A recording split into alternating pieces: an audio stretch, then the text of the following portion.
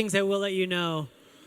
If you haven't noticed, this room is very echoey and live, so we'll do our best to keep your attention, but we'll hear every single sound, and that's okay. As we begin, I wanted to just share with you guys something that's really been on my heart, is that as we are stepping into the very active phase of getting to renovate this building that you'll hear a lot about tonight, I was just asking the Lord for a renewed sense of call, because for me, my entire life trajectory has been marked by God speaking, sometimes very small things, but they steer my life.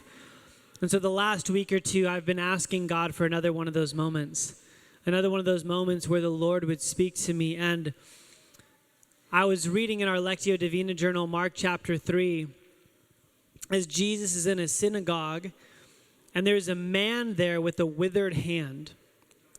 And it says that the people in the synagogue were watching to catch Jesus in a trap to see if he would heal this man on a Sabbath, which was against their Levitical law. And Jesus asks the question, is it lawful to do good or to do evil on the Sabbath? And he's catching them in a trap by saying that the heart of God behind the Sabbath and the heart of God, period, is restorative. And so he asks this man, reach out your hand, and in the presence of everyone, heals this man's withered hand. And as I'm reading this, not thinking much about it, I came across the verse that talked about his frustrations because of the hardness of their heart. And in that moment, I felt like the Lord said, I'm wanting to restore something that's been withered. And what I want you to pay attention to is the softness of your heart. Will your heart become soft? Because I want to restore something that has been withered. And I was thinking about this building and all this represents. And I just wanted, and when I say thank you, that's not just a formality. For you guys being here, you are now playing an active role in restoring a part and a place in our city that for 100 years has been a beacon of light and restoration and hope. And I just see Jesus saying, I want another 100 years. I want to continue to see this. And so we're going to hear tonight about what we sense God doing, the vision behind that. But what's so beautiful is that before we ever swing a hammer just a few blocks away, God has been restoring withered hearts and souls in a community that was replanted here about a year and a half ago, coming up on a work that began 8 years before that. And the last year and a half, we have seen God do tremendous work. And so I wanted to kickstart tonight, not talking about a building, but talking about a community, talking about what God is doing here in the midst of our city. And there's no better people to talk about than Brian and Caitlin Barnes, who lead and teach our downtown community on a regular basis. So I'm going to invite you guys to come up and share a little bit about the pastoral heart of why we're here tonight. Thank you.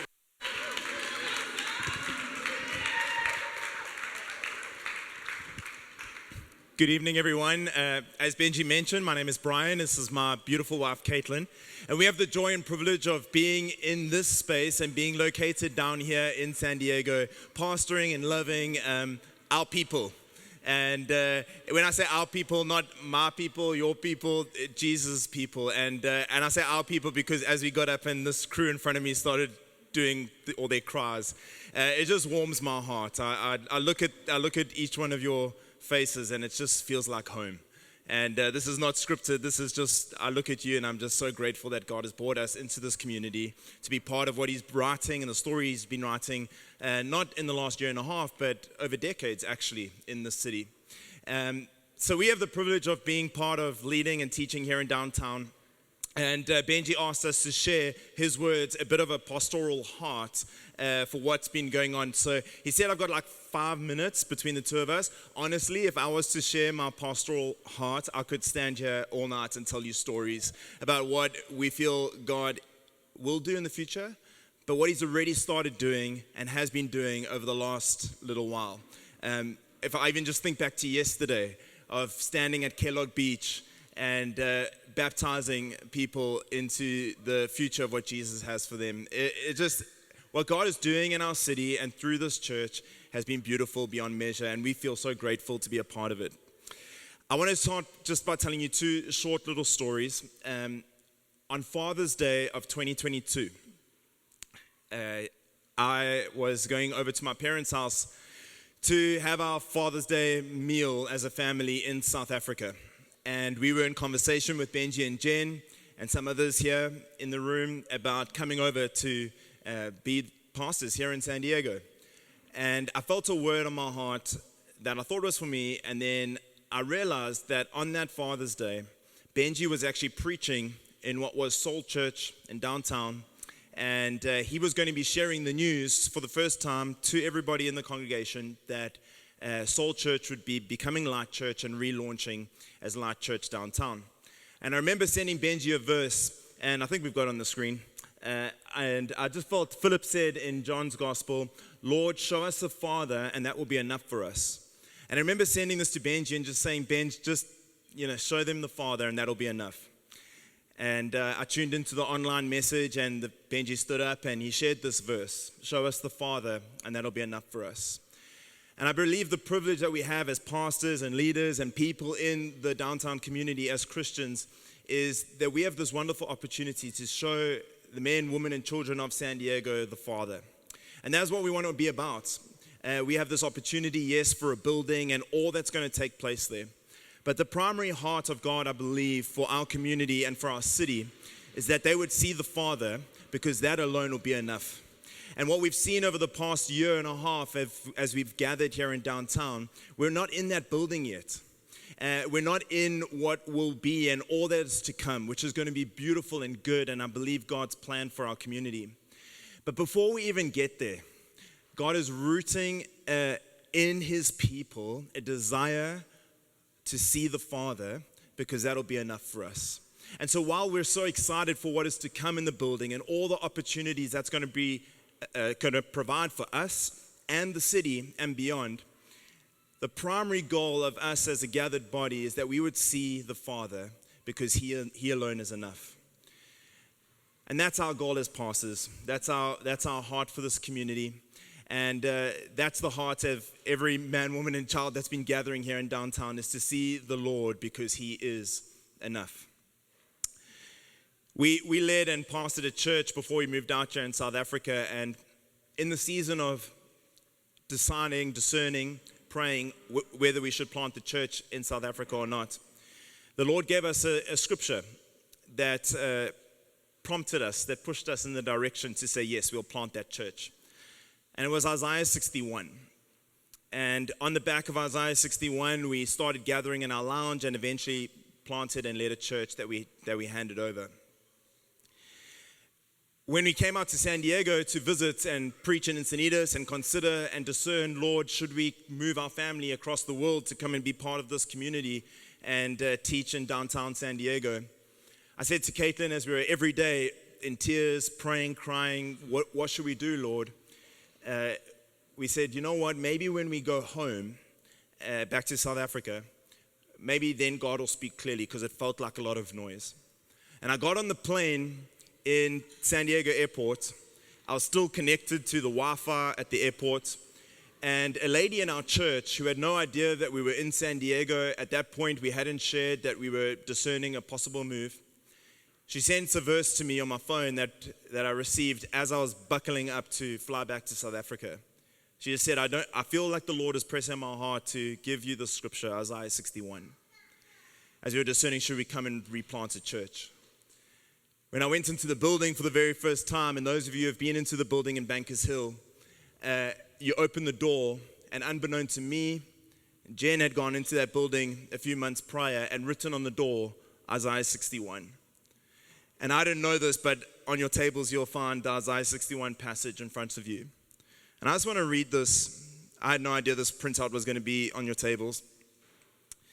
But it says this: "The Spirit of the Sovereign Lord is on me, because the Lord has anointed me to proclaim good news to the poor. He sent me to bind up the brokenhearted and proclaim freedom for the captives and release from darkness for the prisoners, to proclaim the year of the Lord's favor and the day of vengeance for our God, to comfort all who mourn and provide for those who grieve in Zion, to bestow on them a crown of beauty instead of ashes, an oil of joy instead of mourning, a garment of praise instead of a spirit of despair. And they will be called oaks of righteousness, a planting of the Lord for the display of his splendor. And that is what I believe God has for us as a community, as a church, is to proclaim the good news of Jesus Christ in our city. And for that, we feel privileged and excited for all that God's going to do in and through us and into our future. And so, yeah, Caitlin's going to share. I don't know that I should share after that. It was so beautiful. Teresa of Avila, she writes, Christ has no body now but yours, no hands, no feet on earth but yours. Yours are the eyes with which he looks compassion on the world. Christ has no body now but yours. And at the end of the day, this is what makes the Church of Jesus Christ the hope of the world, because we don't minister a program, we minister a person.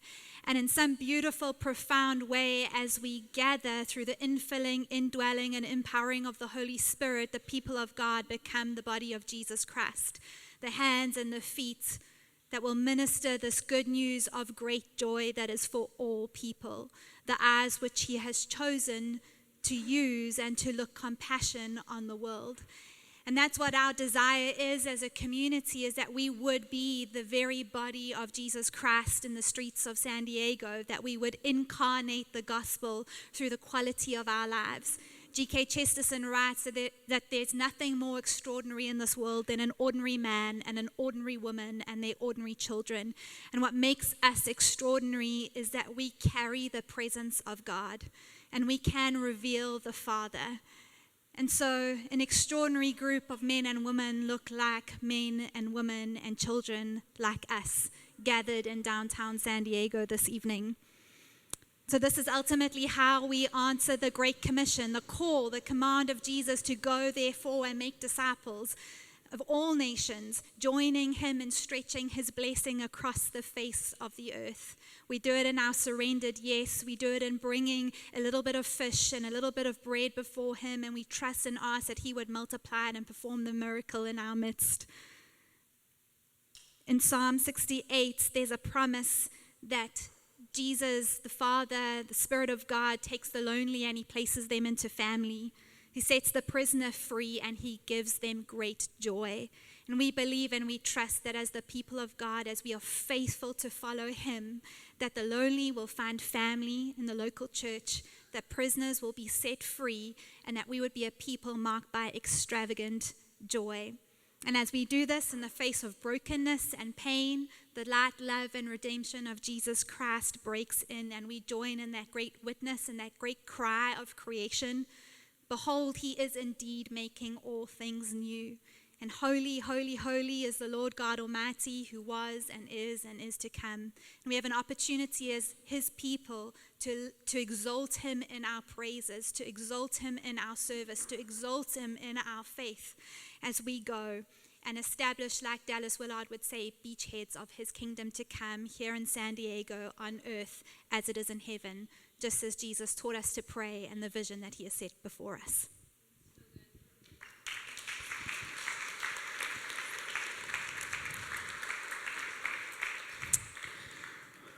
Well, I want to talk to you a little bit about our city. And when I say our city, I know that some of you guys never go south of the 56 freeway. Well done, you made it. And some of you guys never go north of the 56 freeway, and we're in your neck of the woods. But this really is our city. It's the 8th largest city in the United States and is quickly becoming one of the tech and medical hubs of the entire world. And God loves this city. Sam Larson sent Brian and I a message a couple weeks ago, and he was sharing how when Tim Keller planted his church in New York City a couple decades ago, he used this analogy that has just been so just imprinted in my imagination. He says, when we imagine places to visit, beautiful places, we imagine barren places. We imagine Big Sur and Joshua Tree. We imagine the Grand Canyon and the ocean. We imagine where people are not there. And yet when God imagines beautiful places, he imagines densely populated places because we are the only thing he created that bears his image. And so where there is a dense population, whether it's Mumbai or New York City or San Diego, there's something about it that catches God's eye. And when Sam shared that with me, it reignited this passion that we have been given a building in the most dense place in all of this region to see his church space restored and a community planted. And so I wanted to talk a little bit about the city that we love. Can we go to the next slide? Out of the 3 major metropolitan areas, San Diego is the 3rd most moved to city by Gen Z and millennials. Go to the next one. In terms of downtown San Diego, this is 2016, but largely, and this has obviously gone up both with Gen Z and a little bit with millennials, it's a young city. There's a lot of people who are coming and moving to this area. Next slide. When they interview these people about why they live in downtown San Diego, the number one thing they put down was walkability, that is centrally located, that there was something about their ability to not actually have to go anywhere, but to stay in the city that they really loved. Next slide. Data.com. In downtown San Diego specifically, the highest demographic of people registering their faith are the nuns, people who have no affiliation. The next highest was Catholic, and then evangelical Protestant, which would be what we would fall under, is less than 10%. So less than 10% of this region would go to a church that's similar to ours. And the next slide I found really, really compelling in terms of why we're doing this. In this graph, the top U.S. cities of number of people per religious place. So out of the religious institutions, how many people per one? And San Diego, I don't know if you can see this, is at the very bottom, meaning that there is one religious facility for us as church for almost every 3,000 people. The only city that beat us out was Las Vegas. So if you were just to look at where do we need churches, San Diego ranks 2nd in terms of the least amount of churches per people that can be reached. And if you were to look at the map, and I couldn't find the map when we planted our church, the 2 places in all of San Diego with the least amount of churches per people are Encinitas and San Diego, downtown. And so every once in a while I'll come across a conversation like, why do we need another church plant? Aren't there enough churches? And according to the data, the answer to that would be no. Unless every single church had over 3,000 people in it, when the national average is 80 people per church. And so we are in desperate need in our city that predominantly does not have a religious affiliation to actually have access to a church. Let's go to the next slide. The next, I want to share some data that we came across when we were planting our church. And I want you to pay attention to the bold areas, and for this, it will be at the very bottom. And this research was around what people were drawn to in terms of a church versus a national average. So if you look at this right column of percentages, this is America, what people are drawn to in terms of a church. The left column is San Diego. So if you look at the very bottom, what they're bolding, what this research is saying, the thing that sticks out in terms of why people are drawn to a specific church, for those who don't go to church, are music, drama, and the arts. And I found that really interesting because if you've been around Light Church for any amount of time, you know that there's a special emphasis on the arts, creativity, music. As far as sports and camping, I don't know. We're not feeling that need. But I found comfort in realizing that there's this unique thing about our church that is drawing people in through the arts. Next slide. The next slide is the worship style indicator in terms of what non-church people are drawn to in San Diego specifically as compared to other places in the United States. When it says worship, this is not talking about music. This is talking about the service that's offered. The things that stood out in their research is that people in San Diego who do not attend church are looking for places that are intellectually challenging and are contemporary and informal. And as I'm reading this, I found myself just being like, wow, this is something that we're not striving to do as a church. This is something that our church naturally seems to fit into this camp. And the last slide I wanted to show you, which I found really, I was literally looking at the data today, is what sort of architecture draws people to a church for those who do not attend a church compared to the national average. And on the left column, the two things where San Diego was significantly higher was that they wanted a place that was contemporary, meaning that it was recently renovated rather than traditional. And I love this, that they wanted something that was light and airy. And that we live in a city that cares about space. They care about architecture. But the things that San Diegans are looking for are places that actually are literally built into the name of our church. And as I was looking at some of the research that we did a couple years ago in planting the church, I just felt, again, I haven't looked at this in years. And as I was looking at this, I just felt this sense of like, wow, Lord, thank you that you have made our church to be an answer to what people are longing for within our city. And so with that, I wanted to segue into some pictures and images of what we intend this building to look like. And for those who are unfamiliar, some of you guys showed up thinking that this was the building we're renovating. This is a wedding venue we rent every Sunday, which we're really grateful. You're like, wow, it looks already renovated. It is. About a mile east of here, in Bankers Hill, all the way up to the very southern tip of Balboa Park, is a 100-year-old, 25,000 square foot building that has been a church for those 100 years, except for the past few years it has been vacant. And that building that some of you guys got to tour today is about to be starting to be renovated in the next month. And so I wanted Jen just to be able to show some images of what this space has the potential to look like with our partnership. I just wanted to go really dark real quick, just because we're called Light Church, Got to be ironic, Just kidding. Have you ever been to a funeral where all of a sudden you realize that there was so much beauty to the person that you didn't even know, things that you didn't even know that they had done for others? When I went to my father's funeral, it was story after story after story of these unseen impacts that he had made.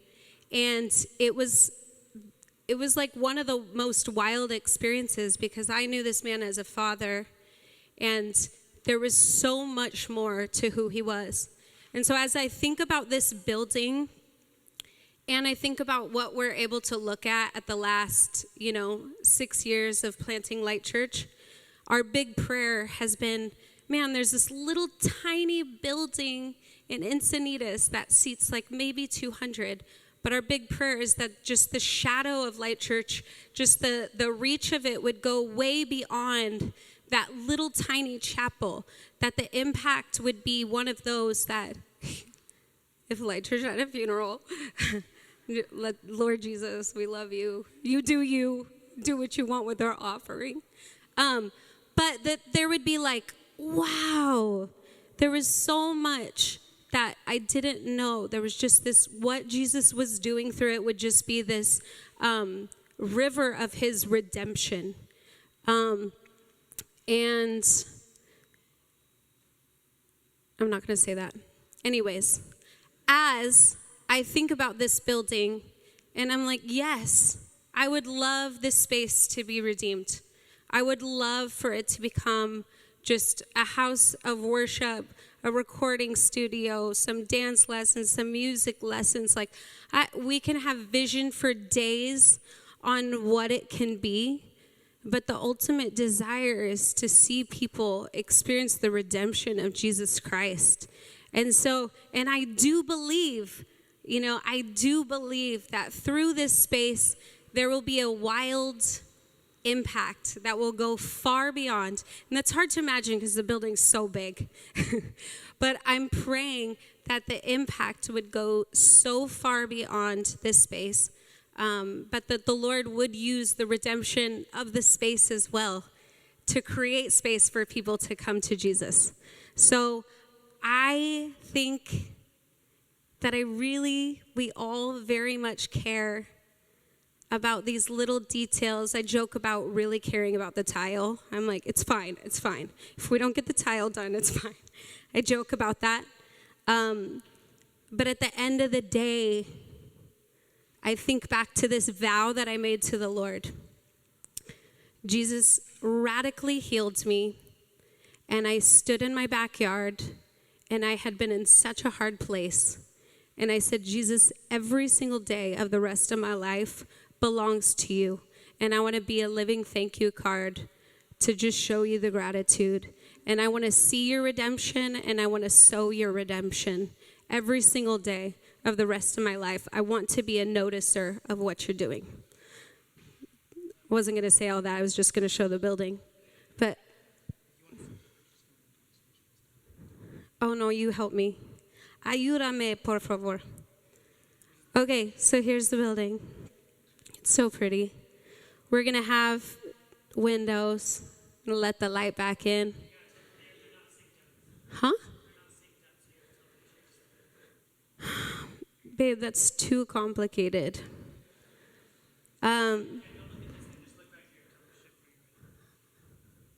about I just look at you and wink? Okay, Sean, you're so awesome. Give it up for Sean and Ismail. What they do is amazing, but how they do it, who they are, you guys are literally the best. What would we do without you? We'd probably quit. Okay, I'm so serious. They know that too. Okay, so we're going to add windows. We're going to let the light in.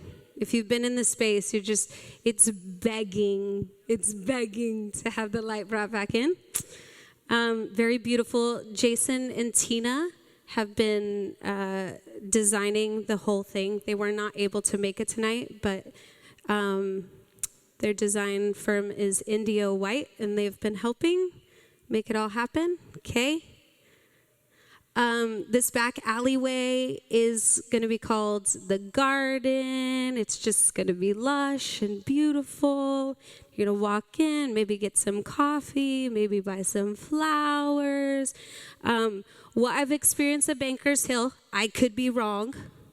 What I've experienced in Bankers Hill is there's not a space where life is just really happening. And I just keep praying, Lord, let this just be this space where there's just like this redemption to San Diego as a whole, but just kind of this marker on this city of redemption happens there. So this backspace, we're going to have you'll go back there. We'll have like a small venue space. So if somebody's doing like a little poetry slam, they'll like slam the poetry back there. And then we're going to have some commercial spaces. So we imagine a coffee shop, maybe florist, a few other shop ideas, and people to lounge. We'd maybe do some like really cool, super organic kid play space. So there's some play space in the church. You can keep going. Really cool couch. Honestly, in lots of our meetings, they're like, we have to have this amount of lumens. I'm like, I don't know what you're talking about, but I have this couch. I can't wait to get. So there's going to be a lot of different shared spaces. We imagine open tables being in there. We imagine there being offices. We imagine it being like a space where people are even, like a co-work type space. Some of it is just going to be shaped around that, people being able to come in there, work, meet, prayer meetings. Okay, can keep going. Such a vibe. Okay, keep going. Honestly, go back. Wow. Okay, next. I don't know who that guy is, but definitely from like 2004. But really cool, the deep crew neck. Okay. Oh, cute. You only want happy people serving the coffee. This is going to be like in the lobby area, coffee, welcome, Don't we want to build that? We really do. Okay, keep going. The sanctuary. This looks a little stark, but it is like going to be warm. It's like we had to do the things, but and then on the back, I don't know if you guys have seen the verse. I will be my God. I will be your God. You will be my people. That verse, I totally misquoted it. Brian and Caitlin are going to be the teaching pastors here, so you don't have to worry. Either that will be up there or a cross, so it's not just going to be, super plain. And then sanctuary, beautiful, amazing. And then there's a whole, I don't know if we have pictures of it. Wow. This is what I've been working on for the last 2 years. And then in the basement, there's going to be there's like a smaller space that seats like 250. So the upper space seats like 500. The down, 650. Wow. He can fit more people in a room than I can. 650. And then downstairs, there's another space that will be like a kids ministry, but it also could be like, dance recitals. It could be, the whole vision downstairs is there's an aspect that will be a Sunday experience, and then there's an aspect that would be so much room for growth in that I imagine there being music lessons, dance lessons, just ways to use the whole physical space. And if you've noticed in the chapel, we don't have a problem using this space all of the time. The rest are the restroom, but they're worth looking at. Look at them. They're so good. Okay. I think I'm good. I probably missed some things and I probably said too much about the wrong things. But Nate Cadu is going to do cleanup on aisle 9 and help us hit it home. Thanks, Jen. Thanks, Benji. My name's Nate Cadu. Thanks for having me. I work with a group called Purpose Real Estate, and my job is to find Jen's tile and manage the Lumen people.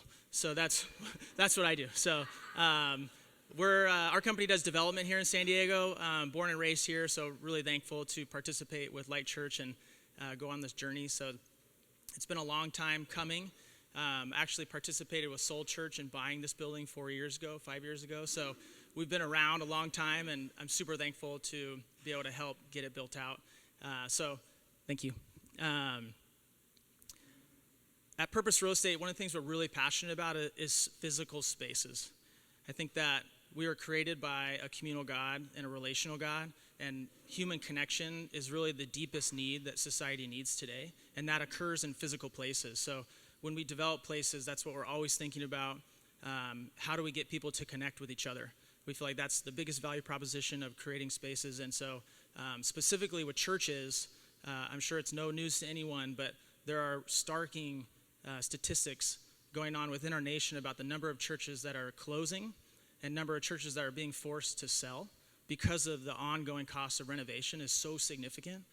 So we've partnered with a number of churches in town to participate in helping them bring life back to these spaces. So this is much bigger than just Light Church. This is about protecting the kingdom for generations to come. And so the opportunity to take an old building that was built 100 years ago for a church and keep it a church is really a miracle in amongst itself. I'm going to share a little bit of history about the building, and then it'll kind of bring us back to where we are today, just to exclamation mark that whole idea. So some quick history. There's been a number of stories already shared today about God's hand and bringing the Barneses here from halfway across the world, bringing Benji and Jen down to downtown, and it's insane when you layer that over this. So in 1921, a woman named Amy Semple McPherson started a revival in San Diego. She originally was meeting in this boxing club downtown, and so the Sunday before one of her big meetings, they invited her to come on the Saturday during the fight, and she got in the ring and like preached a sermon. It was like wild. So think about like a woman in leadership and ministry in 1921 in a boxing arena sharing the gospel. So if she outgrew the boxing arena, and they went to the Organ Pavilion in Balboa Park, and the revival just took off. And so as she wanted to invite more people to that, she actually somehow got herself into a plane and dropped like 15,000 pamphlets from the sky, like over our city, which is like, thinking about doing that today would be crazy, but amazing at the same time. And so what's crazy is Amy Semple McPherson was actually the founder of the Foursquare denomination. So the Foursquare denomination actually came out of this revival in our town a mile from here, up on the hill. So the concept that, one, this has been a church for a long time. Two, it was sold to developers. So pre-COVID, the church that was meeting there last closed and sold it to a private developer, and it was going to get renovated into a huge like venue, concert hall, club thing. And so for those of you involved in real estate, the concept of a church losing a building and it coming back to the church is like 0% ever happening. Like there's so much competition for development and all this stuff. So the fact that God redeemed COVID, which blew up that plan, gathering people in a room, not the easiest business plan during 2020, and it came back to the actual denomination that the building was built by. I mean, 100 years later, it's just, I mean, the only reason, I mean, it's God's hand. And so the fact that we're here talking about this today is so cool to celebrate the history. So kind of fast forward like a lot more years. It was in 2020 acquired by Foursquare denomination. And in 2023, after a wonderful year working with the city, large hints of sarcasm, we received our building permit. So right before the end of the year, we received that. So that's worth clapping. A lot of engineering conversations about lumens went into that, so we'll just give a gentleman's nod to the engineers. Thank you. And then the best part about this is the next two, which is construction starting in 2024. So I can share that it's probably about 3 weeks ago. We met in this room with Light Downtown, and we did a membership vote. Many of you were here, so thank you. And we received membership approval for multiple phases of the construction. Following that, we presented the first phase budget to the denomination at Foursquare, where there are additional funds available for this building. And that was recently approved by the Foursquare board.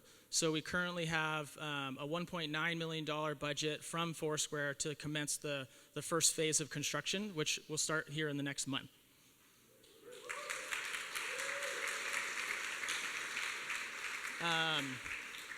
And so we can go to the next slide.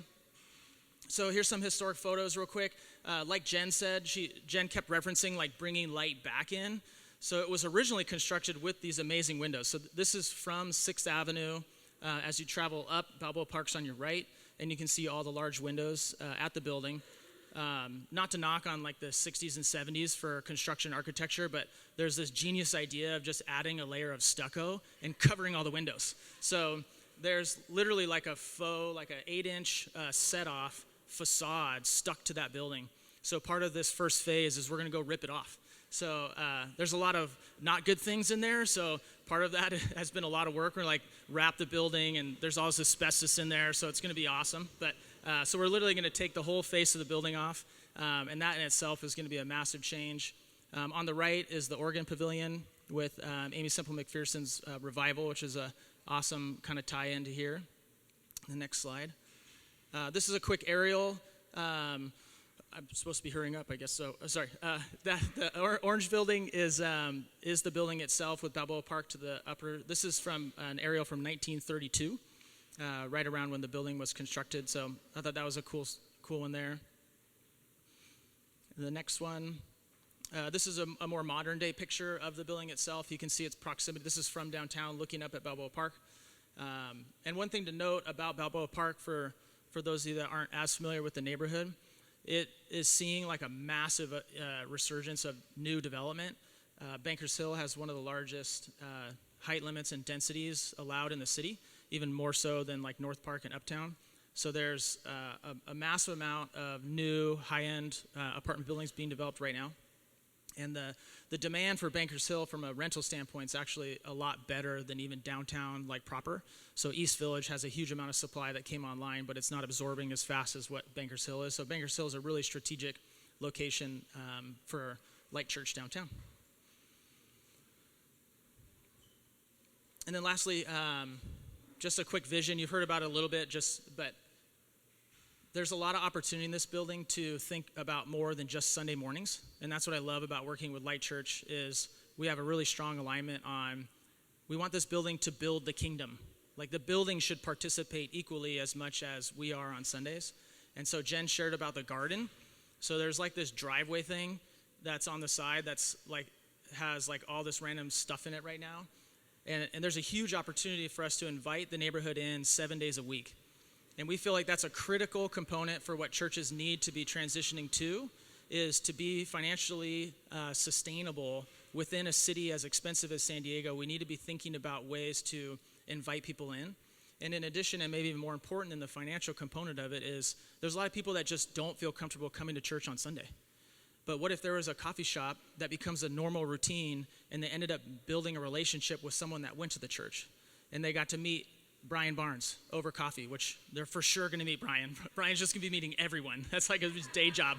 But you could imagine, like, part of this group is just hanging out there on a regular basis, doing life there, meeting people, and being, oh, by the way, I'm a normal human being that's actually pretty nice, and you should come to church on Sunday. And maybe that gives someone the confidence to show up. So there's this ability for us to really question how we can remove the barrier of the sacred and the secular.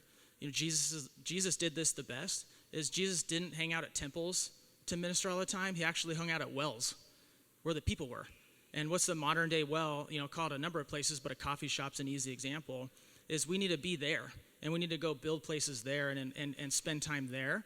And so I think that's something that's so unique about this opportunity to be in the urban core and be able to create this opportunity for a 7-day-a-week activation. And the ministry that's going to come out of it, I think, is just going to be really organic and really special. And then we also have the ability to do large concerts, which is a huge opportunity in our neighborhood. There's very few of those these days. So this really can become and will become a beacon of hope for our city.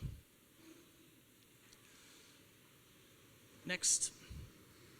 This is a current day photo of the sanctuary, which I spent a lot of time in old buildings here in San Diego, and this is probably one of the coolest rooms I've ever been in. This bow truss ceiling you see has actually been covered for decades.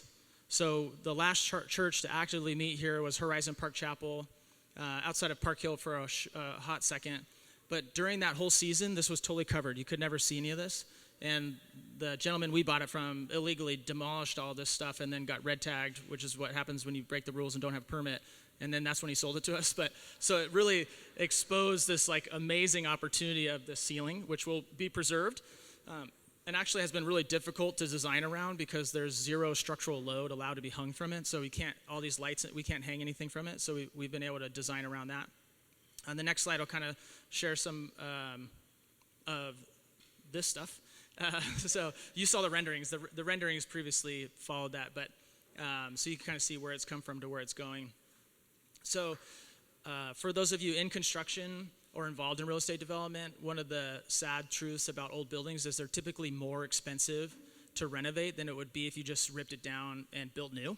I worked at Liberty Station for a very long time with the McMillan family, which is a bunch of old 100-year-old buildings, and those were more expensive than it would have if you just ripped them down. So these are not cheap things to do. but it's something that I think is really worthwhile because the construction type of these buildings will really last another 100 years.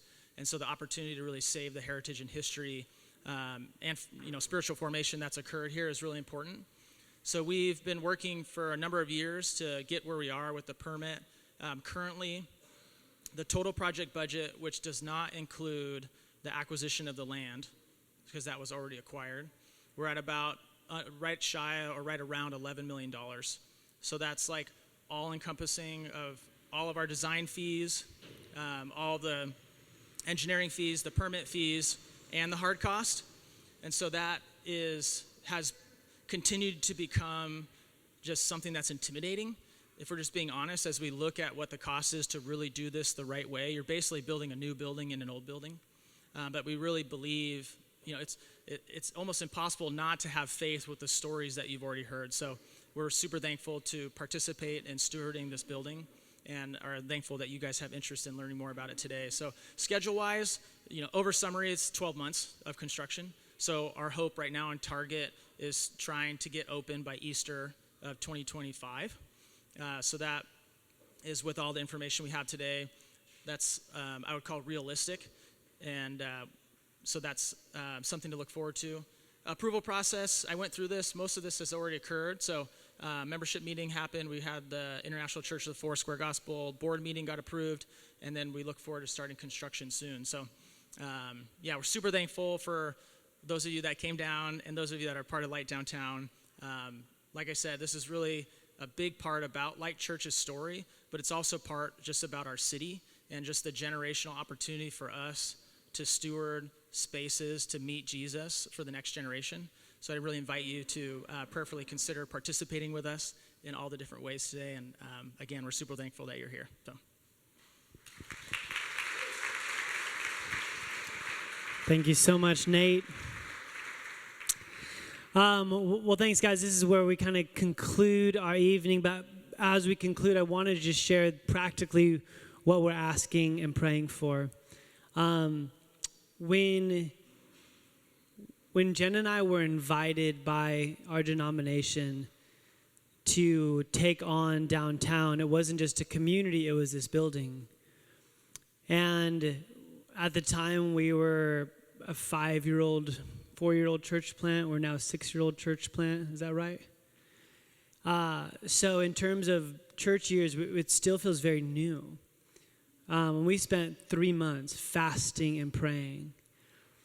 And at the end of the day, I was actually in London, where I actually had met Brian. Jen was here. I remember just talking on the phone. We had to come up with a decision by June 1st. And we both, being an ocean apart, had this overwhelming sense of, God is asking us to do this. And so I'd be lying to say that a project of this size doesn't feel a bit daunting. But as I've gone again in prayer the past week or two, just fasting and praying for tonight and for the next month as we go before our church, recognizing that one of the unique things of being a pastor is you're not only hearing God every single day for yourself, but you're going before God for a community of people. And so you guys being here tonight at least shows some level of at least intrigue, if not interest, in wanting to be a part of what this space is going to mean for our city.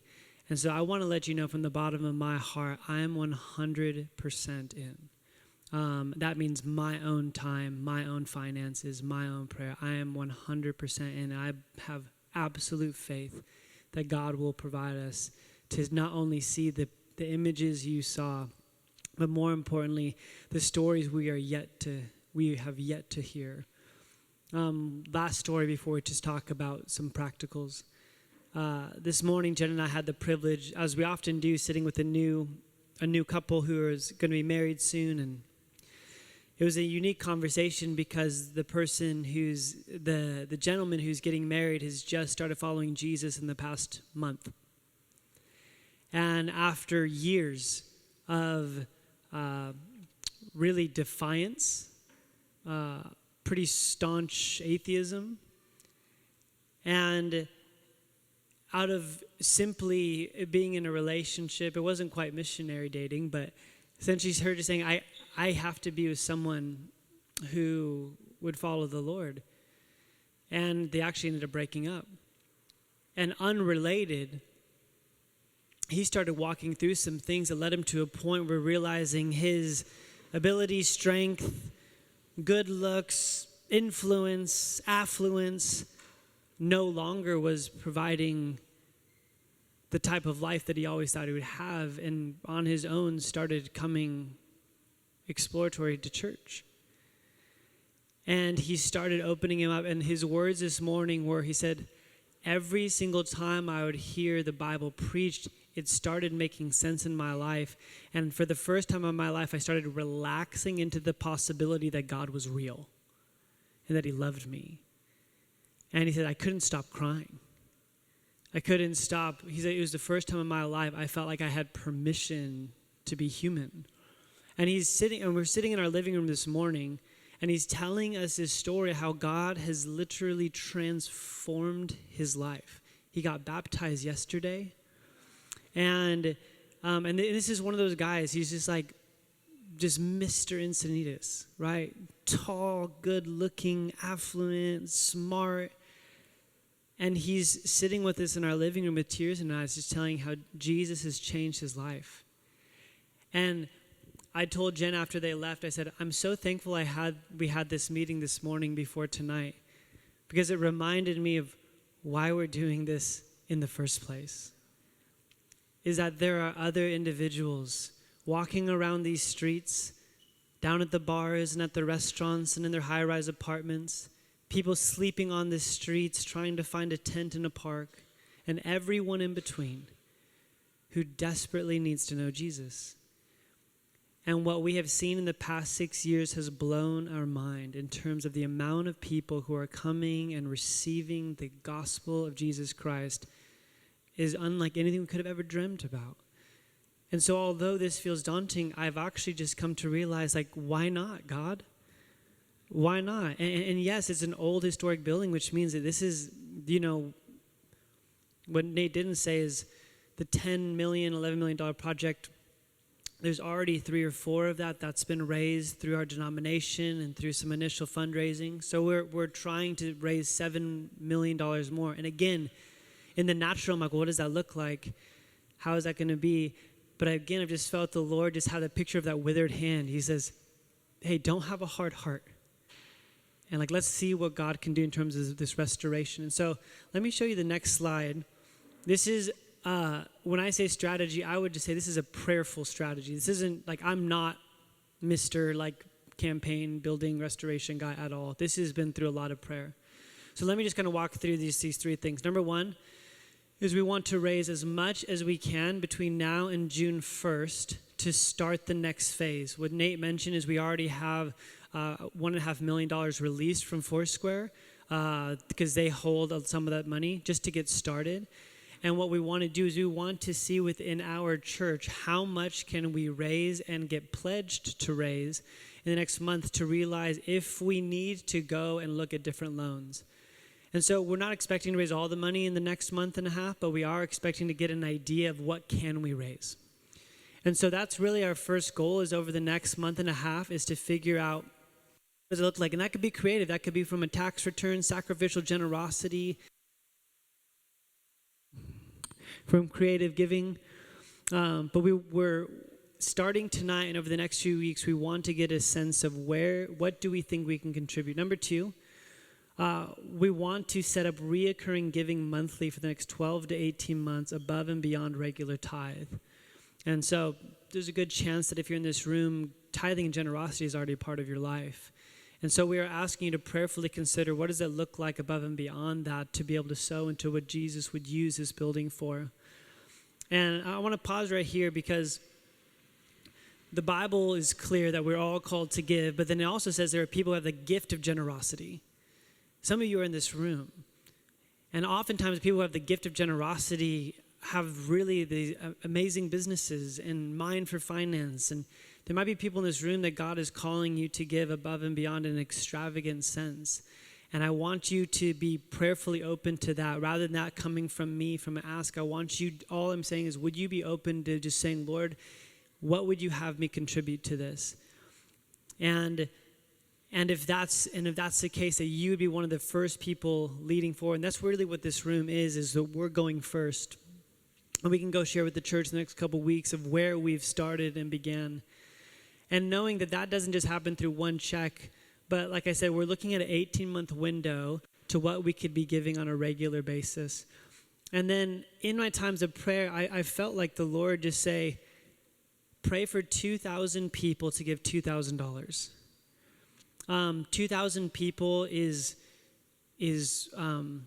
we had over that just for scope. That's probably a good picture of what our church is. And not that maybe that's there every single Sunday, but it's close enough. But people would call Light Church their homes is $2,000 for 2,000 people. And what that would look like is if for the next 18 months, every adult took $111 and didn't spend it on coffee or restaurants and just gave it regularly to the church for 18 months, $111, that would equal $4 million. Now, that seems like a big number of like 2,000 people agreeing to give $2,000, but that's just kind of where my mind goes because we have a young church, not just in age, but in faith.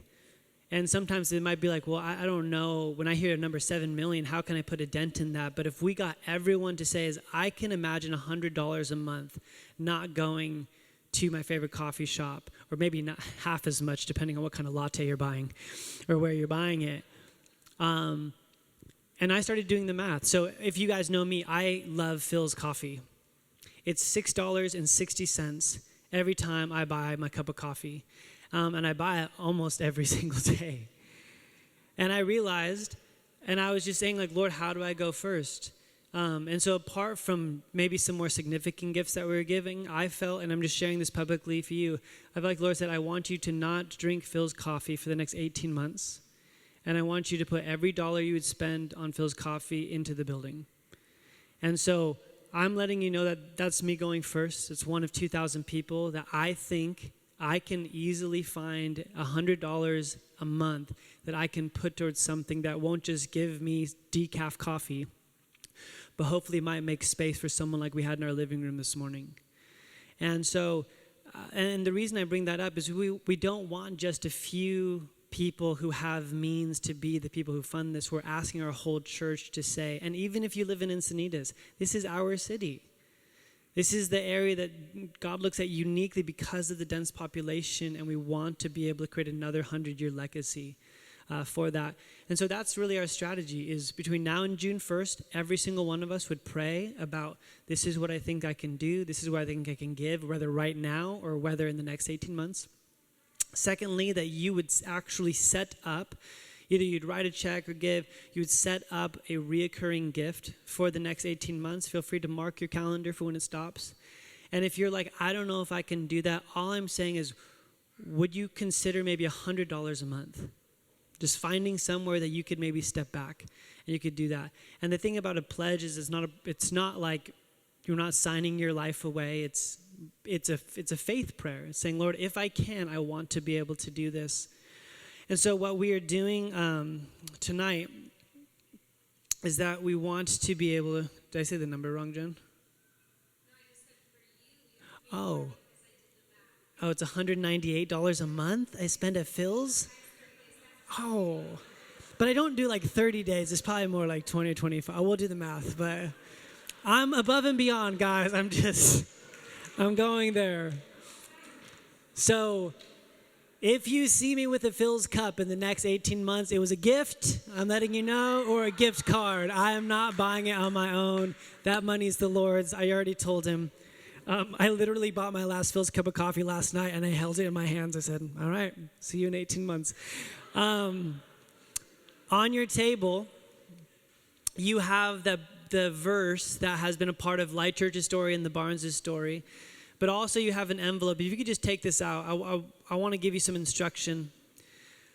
What I would love tonight, and again, we're going to wrap it up right here. What I would love tonight is we're going to just take a moment of prayer and worship. We're going to sing one more song. Is if you would consider opening yourself up over the next few minutes prayerfully to say, Lord, is there a number you're giving me whether it's a monthly thing, whether it's something you have already, something that you don't need, you could sell and give, whatever it is. Lord, is there some sort of thing you're telling me to do to contribute to this specific mission? And if that's the case, would you just let us know? There's only 3 categories. Prayer, hopefully you're going to mark that, no pressure. There's one-time gift or monthly gift. And to know that can be, you set it up tonight. There's a QR code on here that will send you to our giving page. You can set up a reoccurring gift. But even if you don't have your checkbook or you're not willing to do it tonight, know that we are receiving these as prayerful faith goals. Even if you're like, I'm not totally sure, again, by writing this down, this is between you and the Lord, but it helps us get an idea of how to move forward. So that's why this is a little bit time sensitive for us, because we do need to start making some decisions in terms of, do we need to go look for other funding, loans? What does that look like? We're just trying to see what's there. So if you have the bandwidth tonight, just to pause for a second and say, this is what I think it is. If you want further conversations, I'm more than available to chat with you. I can highlight our council members who can chat with you as well. But if you would mind just letting us know who you are, what that looks like. And then before you leave, I just have a very high-tech, high-security vase right here. And you're welcome to just put it in there, and that way we can give it to Becky, our amazing accountant, and she can help us figure out where we're landing. So. Just going to say one thing. And the one thing I was going to say, which I've heard a few times, is what about Encinitas, you know? Like, what about Encinitas? We have a space issue. We need to figure out what we're doing with Encinitas. Like, my heart is there. That's where my community is. And what I would say is we're just faithful to what God puts in our hands. And this is what God's put in our hands. And so at this moment, taking the time, if this is not your direct community that you receive from, that it's just a posture of generosity and hospitality towards people that you may never, ever meet or come to know, that will have the opportunity to experience Christ. And step up your prayer life for Encinitas, because we need to figure out that too. That's what I wanted to say. I love that. That's good. And we are praying for that. And the reality is, I love that, because sometimes people are like, yeah, well, what about Encinitas? I'm like, there's 4 other services you don't see those people at either. Like, Light Church is really this beautiful web of community. And whether you know it or not, if it's a 25-minute drive or not, these are our brothers and sisters. So I'm going to invite Matt to lead us in the hymn, Great is Thy Faithfulness. And as we do, let's just take 2 minutes. I'll have you play some keys, and let's just quiet our hearts and just see if God will speak to us. I firmly believe we can't force God to speak, but maybe He will. And so we'll just be open to that and see if the Lord wants to share something in us. And then in a couple minutes, Matt, I'll have you lead us in the song. And once Matt starts singing, let's stand to our feet. And again, the one thing I'd ask is, if you are writing something down, if you wouldn't mind just bringing and dropping in that face before you leave, so that we can know where we're at from tonight. And then I'll close this up. Oh, let me just say a couple of things too, just logistical. Take the flowers with you. I mean it. The only thing they ask is leave the glass vase, but the plastic underneath it is yours. Please take them home. Otherwise, that we'll just sadly not have a place for them. So please take the flowers. Make sure you get some dessert and some coffee, and have a conversation before you leave. But let's just take the next, 100 seconds or so. Just be quiet. See what the Lord might ask of you in this specific moment. And then we'll sing together.